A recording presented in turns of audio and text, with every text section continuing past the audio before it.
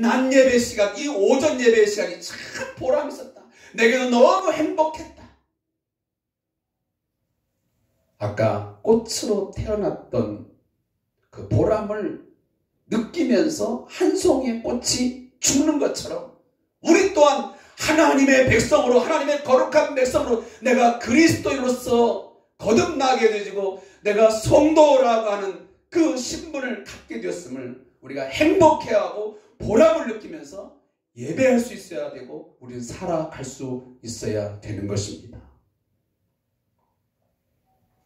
참 믿음의 특성 중 대표적인 것이 있다면 바로 열매로 드러나는 것입니다. 그 사람이 바른 믿음, 참 믿음이 있느냐라고 하는 것은 그 삶의 열매로 드러나게 되어 있는 것입니다. 예수님은 산상수훈을 마무리 짓는 부분에서 거짓 선자들을 삼가라 하시면서 마태복음 7장 16절부터 21절 말씀에 이렇게 말씀하셨습니다. 그들의 열매로 그들을 알지니 가시나무에서 포도를 또는 엉겅퀴에서 무화과를 따겠느냐. 이와 같이 좋은 나무마다 아름다운 열매를 맺고 못된 나무가 나쁜 열매를 맺나니 좋은 나무가 나쁜 열매를 맺을 수 없고 못된 나무가 아름다운 열매를 맺을 수 없느니라. 아름다운 열매를 맺지 아니하는 나무마다 찍혀 불에 던져지느니라. 이러므로 그들의 열매로 그들을 알리라. 나더러 주여 주여 하는 자마다 다 천국에 들어갈 것이 아니요 다만 하늘에 계신 내 아버지의 뜻대로 행하는 자라야 들어가리라. 열매로, 그들의 열매로 그들을 알게 된 것입니다. 내가 어떤 존재인지, 내가 누구인지를 그 삶으로 드러나는 그 열매를 보면 알게 된다라고 말씀하고 있습니다. 그래서 내 존재는 삶으로 증명되어져야 되고 될 수밖에 없습니다. 야고보서 2장 26절에 보면 야고보 사도는 영혼 없는 몸이 죽은 것 같이 행함이 없는 믿음은 죽은 것이니라 라고 분명하게 우리에게 말씀하고 있습니다. 이 말씀 우리가 귀에 딱지가 않도록 들었던 말씀입니다. 이사야 선지자는 이사야 5장 2절에서 당시 하나님의 백성으로서 선택된 그 이스라엘 백성들이 심히 타락하고 부패한 삶을 살아감을 보면서 탄식하면서 이렇게 말씀을 적고 있습니다. 땅을 파서 돌을 제하고 극상품 포도나무를 심었도다. 그 중에 망대를 세웠고 또 그 안에 술틀을 팠도다. 좋은 포도 맺기를 바랐더니 들포도를 맺었도다. 이 규절을 현대인의 성경은 이렇게 번역을 합니다.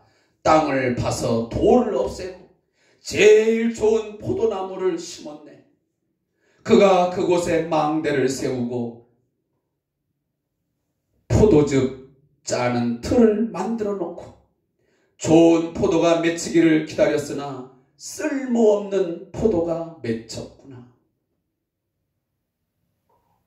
열매 없는 삶, 바른 행함이 없는 삶, 쓸모없는 백해무익한 열매만 맺은 삶을 보시면서 탄식하시는 하나님의 말씀입니다.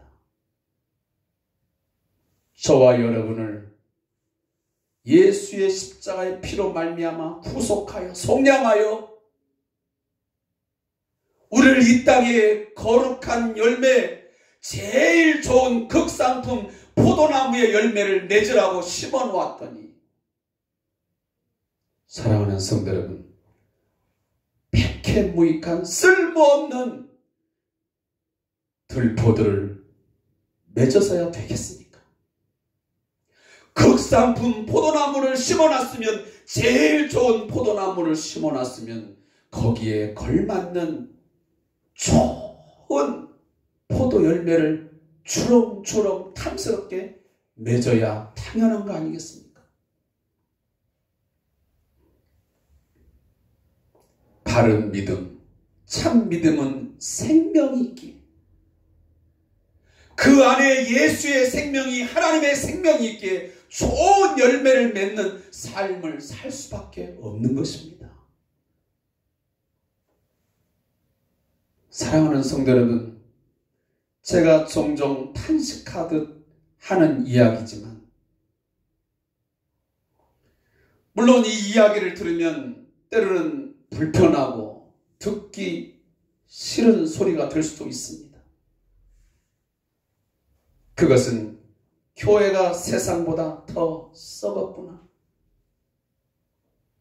그리고 오늘날 교회 성도들이 지하철역이든 터미널이든 또 골목골목 다니면서 전도를 하면 세상 사람들은 뭐라고 말하면 너희들이나 잘하세요, 너나 잘하세요 라는 말을 듣기도 합니다. 우리는 그 말을 들을 때마다 할 말이 없습니다. 정말 유구무원입니다.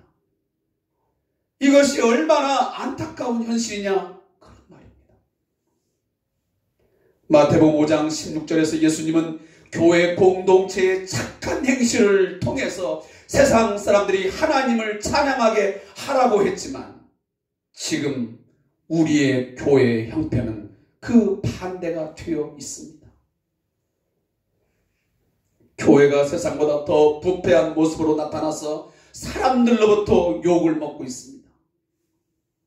교회는 산에 세운 하나님의 도성으로서 이 암흑 같은 썩은 세상에 빛을 비추고 소금의 역할을 감당해서 거짓과 불의를 몰아내고, 이 부패함을 몰아내고 뭔가 신선함을 주는, 뭔가 생명력을 주는 하나님의 진리와 생명을 가득 차게 해야 되는데, 그 사명을 다하지 못하고 있는 것이 오늘 우리 교회 공동체의 실정이라는 말씀입니다. 사랑하는 우리 성대한교회 성도 여러분, 죄와 허물로 죽었던 절망적인 나, 또 우리들, 하나님의 나라 저 천국에 대해서 전혀 소망 없던 우리, 그의 피, 곧 예수 그리스도의 피로 속량 곧 죄사함을 받았습니다. 믿습니까? 그의 십자가의 단번에 죽으심으로 말미암아 우리의 영원한 속죄를 받은 자들입니다. 그리고 우리는 긍휼이 풍성하신 하나님의 은혜로 예수와 함께 다시 살리심을 받아 선한 일을 위하여 새롭게 지음받은 새 사람이 되었습니다. 새로운 피조물로 거듭나게 된 것이지. 따라서 우리는 다시는 옛사람적인 모습, 옛사람적인 사고방식, 생활방식을 따라서는 안 되는 자들입니다. 에베소서에서 사도 바울은 옛사람, 이 올드 셀프라고 하는 말을 속임과 허망한 욕망들 따라 살며 자신을 방탕에 방임하여 이전의 생활 방식을 따르는 사람이라고 정의하고 있습니다. 옛사람이 누구냐? 옛 아담적인 그 사고방식, 생활 방식대로 살아가는 사람이 누구냐라고 했을 때 허망한 욕망을 따라서 살면서 자신을 방탕에 방임하며 살아가는 사람이라고 말하고 있는 것입니다. 그러므로 옛사람은 아담의 타락 이후에 타락한 본성을 따라 살고 있는 인류 전체를 상징하는 말입니다. 만약 누군가 자신이 그리스도인이 되었다고, 나는 성도가 되었다고 자인함에도 불구하고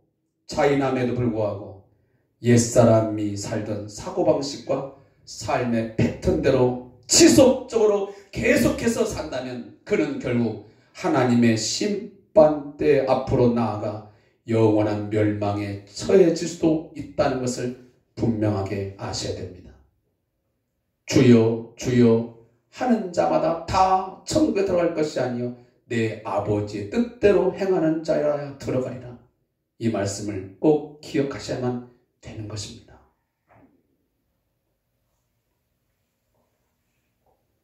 사랑하는 성도 여러분, 우리는 예수 그리스도 안에서 새 사람을 하는 존재로, 본질적인 변화가 일어난 존재로 새롭게 태어난 자들입니다.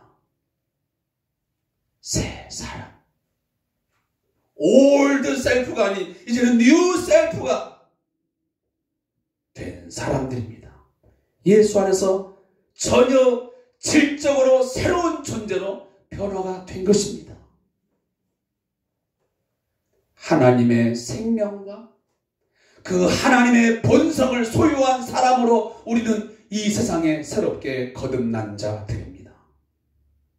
그것을 에베소 4장 24절 지난주에 우리가 함께 말씀을 나누었던 본문에 들어가 있습니다. 우리는 하나님을 따라서 의와 진리의 거룩함으로 창조하심, 바로 지으심을 받은 새로운 피조물이 됐다라고 말씀하고 있습니다. 하나님의 형상과 모양대로 새롭게 예수 안에서 재창조되었음을 천명하고 있는 말씀입니다. 지금도 내가 누구인지를 잘 모르겠습니까? 내가 어떤 존재로 살아가고 있으며 내 신분은 누구인지를 정확하고도 분명하게 깨닫지 못하고 있습니까? 성령을 통하여 자기 안에 그리스도를 주로 모셔드린 자, 오늘도 그분이 자기 안에 영원한 거처를 정하시도록 자리를 내어드린 자, 그들은 생각의 영을 새롭게 함으로 자신의 생각과 마음을 성령의 인도하심에 전적으로 내어 맡기면서 인도함에 따라 살아야 될 줄로 믿습니다. 그렇게 살아갈 때에 그 사람은 새 사람으로 충만케 되는 역사가 있게 될 줄로 믿습니다. 바로 그 새 사람, 하나님의 새로운 창조로 인하여 새로운 피조물로 거듭난 자들은, 그러면 이웃과의 관계에서 어떠한 삶을 살아야 하는가? 어떠한 삶을 살아야 보람 있는 삶, 의미 있는 삶을 살아가는 것인가? 그것을 오늘 25절 이하의 말씀에 주고 있습니다. 새 사람으로서 성도가 이웃에 대하여 적극적으로 어떠한 삶, 합당한 삶을 살아야 되는가? 그래야 어울리는 삶을 살 수 있는 것인가를 제시하고 있는 것입니다. 그래서 오늘부터 그것 하나하나를 살펴보고자 하는 것입니다. 그 첫째가 거짓을 버리고 참된 것을 말하는 것입니다. 거짓을 버리고. 여기 25절 본문을 시작하면서 사도 바울은 그런즉이라고 하는 단어를 사용하고 있습니다. 여기 그런즉이라고 하는 단어는 therefore라고 하는 단어인데, 이 말은 앞의 내용이 뒤 내용의 원인이나 근거가 될 때 쓰여지는 앞뒤 문장을 이어주는 말입니다. 그러면 앞의 내용이 어떤 내용입니까? 그것은 하나님을 따라, 하나님을 닮아 의와 진리의 거룩함으로 지으심을 받아 새 사람을 입은 존재가 이미 되었다라는 것입니다. 그리고 너희들은 그리스도에게서 듣고 가르침을 받았으니 마땅히 새 사람에 걸맞는 마음과 생각, 그리고 언어, 삶을 가지라고 명령하고 있는 것입니다. 여기서 거짓이라고 하는 것은 바로 마귀의 대표적인 속성입니다. 거짓. 그리고 뒤에 나오는 참된 것은 바로 예수님을 대표적으로 말할 수 있는 속성 중에 하나입니다. 요한복음 8장 44절에 보면 진리를 깨닫지 못하고 예수님을 죽이려고 하는 유대인들을 향해서 예수님은 이렇게 말씀하십니다. 너희는 너희 아비 마귀에게서 났으니 너희 아비의 욕심대로 너희도 행하고자 하느니라. 그는 처음부터 살인한 자요 진리가 그 속에 없으므로 진리에 서지 못하고 거짓을 말할 때마다 제 것으로 말하나니 이는 그가 거짓말쟁이요 거짓의 아비가 되었음이라 라고 말씀하십니다. 마귀는 처음부터 거짓말쟁이요 거짓의 아비가 되었습니다. 그래서 마귀에게 속한 자는 사단이의 통치 아래 산 자는 끊임없이 거짓을 말하는 것입니다. 거짓을 말하는 것이 습관화되어 있고 몸에 배어 있습니다.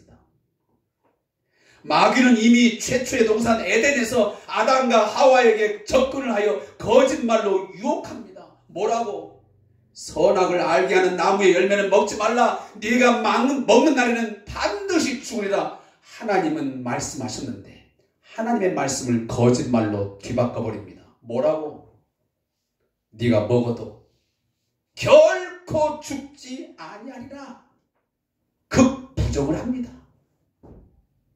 보통 부정이 아니고요. 하나님의 말씀에 대하여 전적으로 완전하게 부정해 버립니다.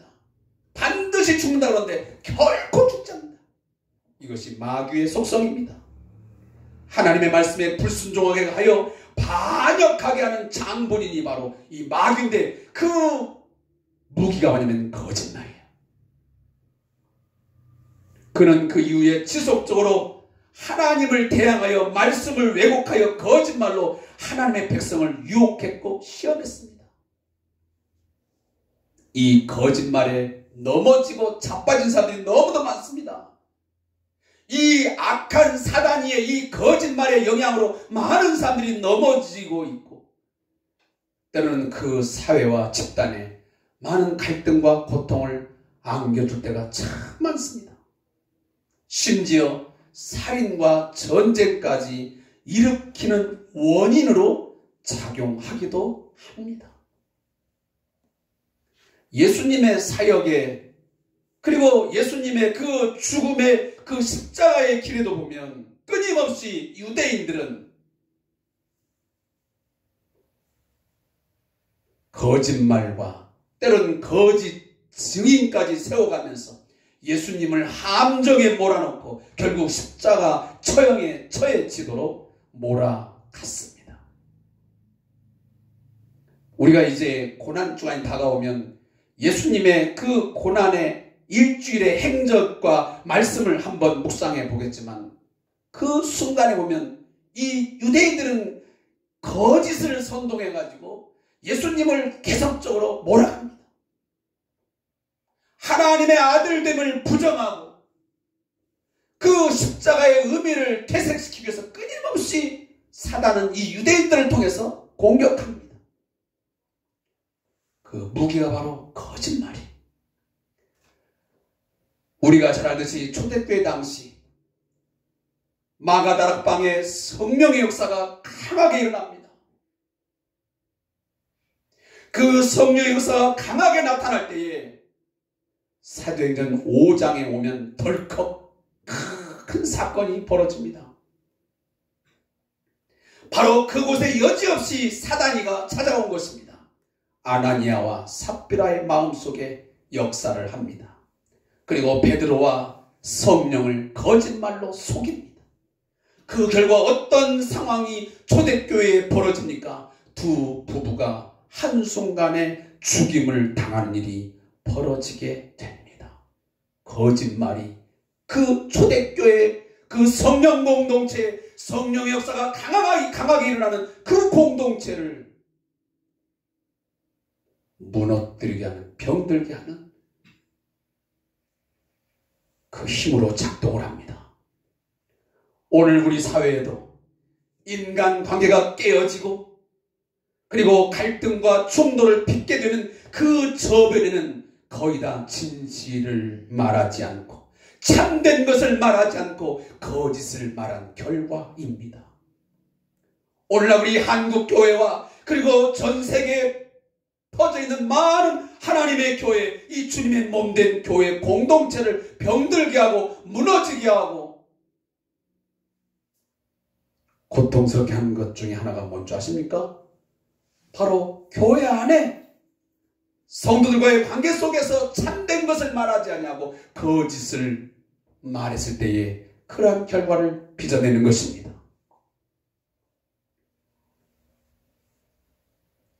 인간은 끊임없이 지나친 자기 중심적인 생각과 마음에 빠져서 끊임없이 거짓말을 유발하고 생산합니다. 그 거짓말을 또 정당화시키기 위해서 또 다른 거짓말을 생산하는 것입니다. 그렇게 함으로 하나님 보시기에 악을 조장하고 악을 행하게 되는 것입니다. 지금 우리 사회는 인터넷이 매우 발달되어 있습니다. 그 인터넷의 발달로 서로의 생각이나 정보를 주고받고 공유할 수 있게 되었습니다. 그 서비스의 한 부분이 뭐냐면 바로 SNS라고 하는 것입니다. 소셜 그리고 서비스라고 하는. 그 외에도 페이스북, 메신저, 카카오톡 등등 많은 매체들이 있습니다. 그리고 TV와 신문들을 거기에서 정말 참된 것만을 진실만을 말하느냐? 아니요. 가짜뉴스, 거짓말이 수없이 쏟아져 나옵니다. 그렇게 함으로 때로는 대중들에게 무차별적으로 이 거짓말이 유포되어 가지고 큰 사회적 문제가 되어서 골칫덩어리가 될 때가 많습니다.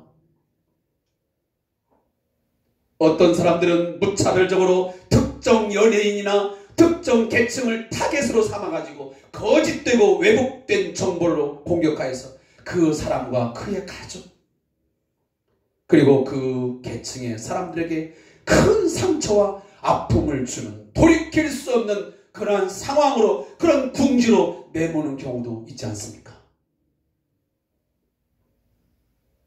곧 4월이 돌아옵니다. 우리는 4월이 돌아오면 돌아오자마자 첫날 뭐라고 우리는 명명합니까? 만우절이라고 명명하고 그냥 습관처럼 하나의 문화처럼 지켜가고 있습니다. 공식적으로 거짓말을 해도 되는 날이라고 사람들은 믿고 있습니다. 이 날은 원래 서양에서 지금 들여온 것입니다.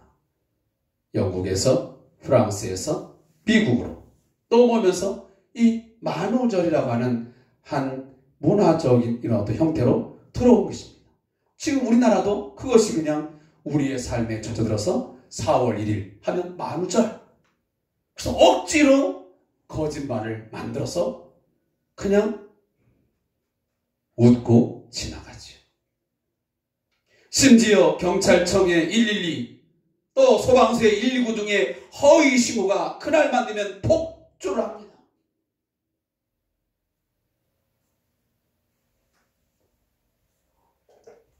얼마나 많은 해를 입힌지 모릅니다. 그러나 여러분 조심하십시오. 혹여나 아무리 만우절이지만 거짓말로 112나 119에 허위 신고를 하게 되면 거기에 대한 벌금이나 심할 때는 구속까지도 발생할 수 있음을 여러분들 아셔야 됩니다. 왜냐하면 그 한 통의 전화가 결국은 한 사람의 생명과 재산을 잃게 하는 엄청난 결과를 초래하기 때문에 그런 사회적인 책임을 묻는 것입니다.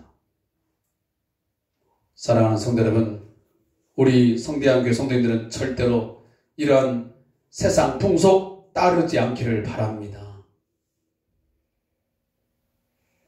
사실 옛사람의 속성이 하나가 바로 거짓입니다. 그러므로 그리스도인들은 절대로 거짓말을 밥 먹듯이 쉽게 해서는 안 됩니다. 물론 우리가 보통 말하는 하얀 거짓말, 백색 거짓말이 있다고 하죠.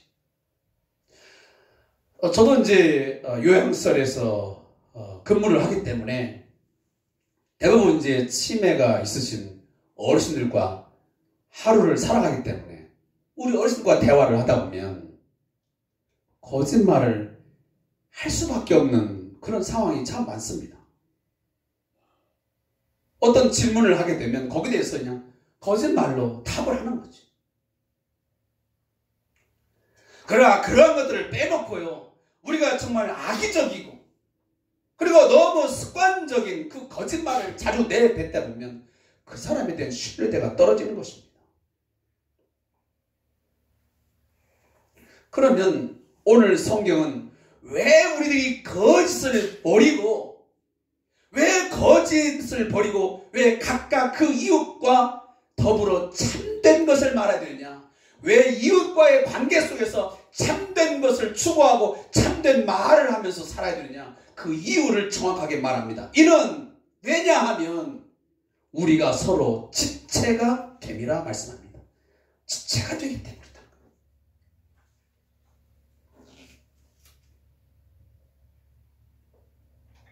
한 공동체가 되었기 때문이라는 말씀입니다.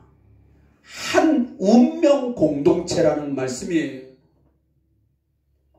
이 공동체라고 하는 것은 한 사람의 행위나 한 사람의 말이 그 사람으로 끝나는 게 아니고요, 반드시 두 사람, 세 사람, 상당한 많은 사람들에게 영향을 미칠 때 그게 바로 공동체라는 것입니다. 따라서 우리 교회 공동체도 또 우리 이 사회 공동체도 나 한 사람의 말, 행동은 그 한 사람으로 결코 끝나지 않습니다. 작게는 두 사람, 더 나아가서는 10사람, 100사람, 때로는 내가 상상할 수 없는 수많은 사람들에게 그 악영향을 미치는 경우도 있습니다. 때로는 그 공동체의 존재를 무너뜨려버리는, 그리고 그 공동체의 그 원래의 좋은 그 취지와 의미를 약화시키거나 무너지게 하는 결과를 낳기도 합니다. 여러분, 그런 일 보지 못했습니까? 교회 안에서도 목사님이 아니면 장로님이 어떤 집사님이 거짓말을 유포해가지고 거짓된 정보를 많은 사람들에게 전달을 해가지고 그 공동체에 심각한 혼란을 가져오고 결국 그 공동체를 무너지게 하는 그런 일도 있습니다. 제가 특정 교회를 말하지 않아도요. 따라서 이 거짓이라고 하는 것은 그토록 위험한 결과를 초래하게 되는 것입니다.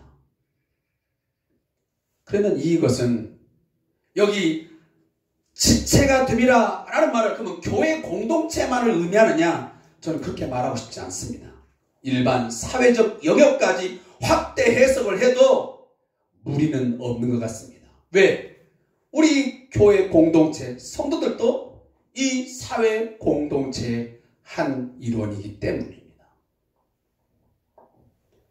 우리 그리스도인들은 새 사람으로서 사회에서 이웃과 함께 사회적 지체로 있으면서 동시에 교회 공동체의 지체이기 때문에 우리는 각자의 교회 공동체에서 뿐만 아니고 사회의 영역에서도 거짓을 버리고 참된 것을 말하여 그 공동체를 세우고 그 공동체에게 큰 유익을 주는 삶을 살아갈 수 있기를 바랍니다.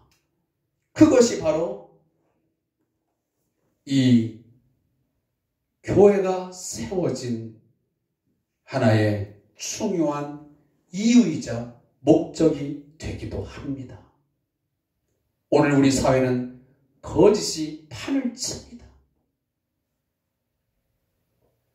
참된 것보다는, 참된 말보다는 거짓된 말들이 훨씬 더 많다고 해도 과언이 아니지 않습니까?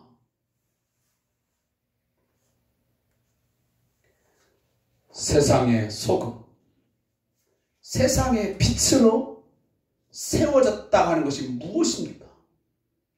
이처럼 그 사회가, 사람들의 모습이 그처럼 거짓으로 인하여 부패되어지고 서로가 믿지 못하는 불신세계가 되었을 때에 그 교회 공동체 각 사람의 삶을 통해서, 그들의 말함을 통해서, 참된 것을 말함을 통해서 진실이 드러나고 그 진실이 힘을 발휘하는 세상으로 만들어 가는 것입니다. 사랑하는 성도 여러분, 거짓을 버리고 진실을 말하는, 참된 것을 말하는 삶을 살아가시기를 바랍니다. 왜냐하면 우리는 각각 서로 우리는 공동체의 지체가 되기 때문입니다. 우리 그리스도인들은 진실함에, 참된 것에 보증 수표가 되어야 합니다. 교회 공동체는, 성도는 믿을 수 있어. 누구는 믿지 못하지만, 어느 조직, 어떤 단체는 내가 믿을 수 없지만, 교회 공동체는, 예수 믿는 아무개는 내가 믿을 수 있어. 그는 늘 참된 것을 말하고 참된 것을 생각하면서 사는 자들이야 라고 우리는 인정을 받을 수 있어야 됩니다. 그런 사람들이 살아가는 새로운 사회, 그런 교회 공동체를 만드는 것이 우리의 미션, 우리의 사명인 것입니다. 우리 성대한교회는 참된 것을 말하며 정말 진실 지수, 그 참의 지수가 높은 공동체입니까? 아니면 거짓이 너무 많아 믿을 수 없는 그런 공동체입니까? 오늘날 교회와 성들이 왜 신뢰받지 못하고 있습니까? 왜 교회를 믿을 수 없다고? 왜 오늘도 우리 그리스도인들이 믿지 못할 대상으로, 불신의 대상으로 되어지고 있는 것입니까? 깊이 고민하며 회개해야 합니다. 우리에게 참 믿음이 있습니까? 바른 믿음이 있습니까? 예수 안에는 참이요, 예수의 말씀에는 진리가 있고 예수님은 진리이십니다. 그렇다면 우리는 진리를 말해야 됩니다. 참된 것을 말해야 됩니다. 아직도 우리의 삶의 현장에서 거짓을 버리지 못하고 살아가고 있습니까? 우리는 하나님 사랑, 이웃 사랑을 늘 우리는 가지고 살아야 됩니다. 우리가 참으로 하나님을 사랑하는 자입니까? 그렇다면 이웃도 사랑해야 됩니다. 그 이웃 사랑은 참된 것을 말할 때 가능한 것입니다. 거짓을 말하면 그 이웃을 사랑하는 게 결코 아닙니다. 하나님 사랑, 이웃 사랑에 밀려나고 오직 자기 중심적인 사고와 삶의 방식을 우선하게 되면 우리는 거짓을 말할 수밖에 없게 되는 것입니다. 자기 자신의 이익과 만족을 위해서, 원수를 갚기 위해서 거짓을 말하고 진실, 참된 것을 감추는 것입니다. 우리가 서로 지체된 공동체 의식, 그 공동체성을 강하게 가고 있다면 오늘 다시 한번 말씀드리지만 거짓을 버리고 참된 것을 우리 이웃과 더불어 말할 수 있기를 바랍니다. 이제 교회가 일어나서 이 거짓으로 얼룩진 이 사회를 신뢰할 수 있는 사회로, 신뢰의 지수를 높여가는, 복음으로 말미암아 예수의 그 진리의 말씀으로 높여가는 그런 세상, 그런 공동체가 우리 자신, 또 우리 교회를 통해서 먼저 일어날 수 있기를 주님으로 축복합니다. 기도하겠습니다.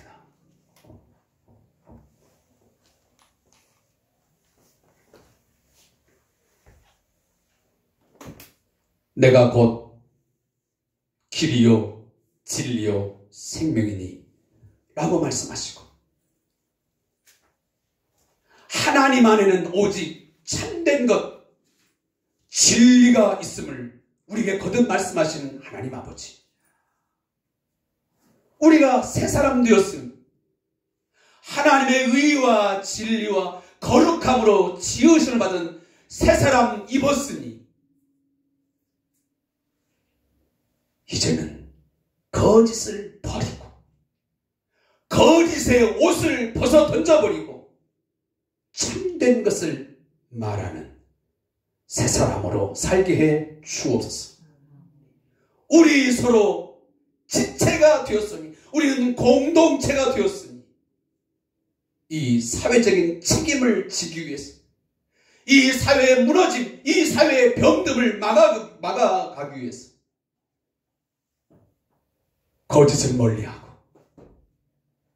거짓을 물리쳐버리고 참된 것을 추구하고 참된 것을 말하며 참된 삶을 살아갈 수 있는 저희가 되도록 저희 교회를, 또 우리 각 성도들의 마음을, 생각을 주장하여 주시옵소서.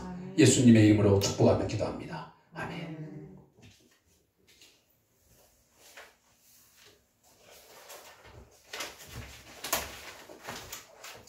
우리 찬송가 436장 4절을 부르시고 축도함으로 예배를 마치겠습니다.